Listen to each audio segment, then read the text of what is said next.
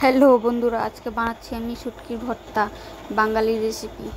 এই যে পেঁয়াজ কেটে নিলাম, তারপরে এই যে মশলা করে নিলাম, শীতল রসুন, মরিচ, ডুকুয়া রসুন দিয়েছি, দিয়ে তারপরে মিক্সচার গ্রাইন্ড করে নিচ্ছি। ভালো করে দেখে নাও, আমি যেভাবে বানাই আর কি। এখন তোমরা মতন করে বানিয়ে নেবে, তাও আমারটা একটু দেখো। আর আমি নতুন, আমাকে একটু সবাই ফলো সাবস্ক্রাইবার করে দিও প্লিজ বন্ধুরা। তোমরা পাশে থাকলেই তো আমি এগিয়ে যাব নাকি।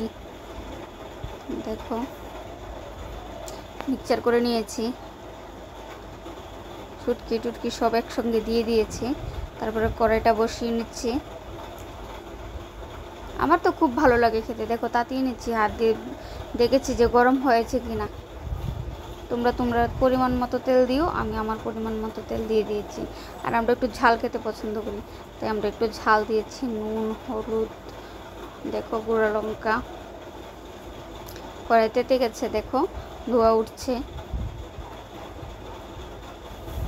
যাই হোক, আমার খুব ভালো লাগে শুটকির ভর্তা খেতে। তাও সম্বাসে এই যে পেঁয়াজ দিয়ে দিয়েছি, ভালো করে নাড়িয়ে নেব। প্লিজ আমাকে সবাই একটু সাবস্ক্রাইবার করে দিও, ফলো করে দিও। ভালো করে নেড়ে নিচ্ছি, নেড়ে নিতে নিতে নিতে নিতে যা হলো, এই তো মজে এলে সব কিছু করবো আর কি। এখনও তো মজা নেই।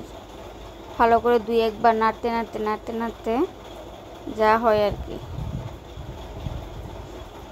আমার কড়াইটা তো একটা সুন্দর না, প্লিজ কেউ বাজে কমেন্ট করবে না।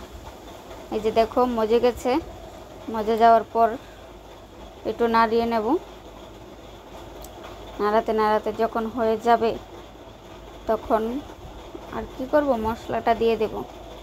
মশলা দিয়ে ভালো করে নাড়িয়ে নেব।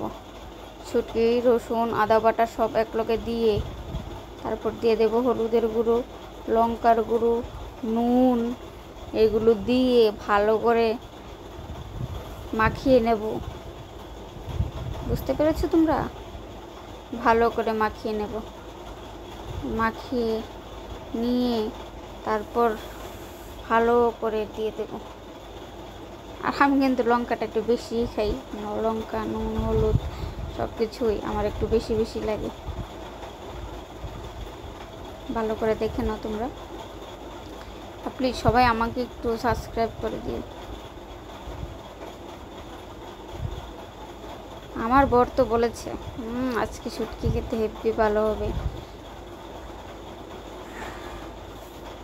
দেখতে পাচ্ছ তোমরা কালারটা কি সুন্দর এসেছে, আর সেন্টটাও জাস্ট দারুণ বেরিয়েছে, দারুণ। এই নুনটা দেখে না তোমরা পরিমাণ মতন দিয়ে দেবে। আমি আমার মতন করে দিয়ে দিয়েছি। ভালো করে নাড়িয়ে নেবে কিন্তু, স্টিমটা কমিয়ে দিয়ে। স্টিম বাড়ানো থাকলে কিন্তু পুড়ে যাবে। আর আমার এরকম করার মধ্যে রান্না করতে ভালো লাগে, বুঝতে পেরেছ?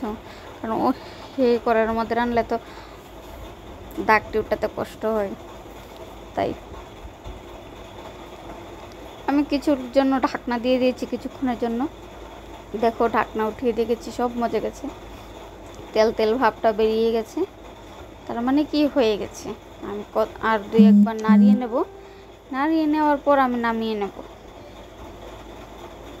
দেখেছো কতগুলো পেঁয়াজ দিয়েছে আর কতটুকু হয়েছে, দেখে নাও তোমরা। এই যে আমার হয়ে গেছে ভর্তা, বাঙালির প্রিয় ভর্তা, শুটকির ভর্তা।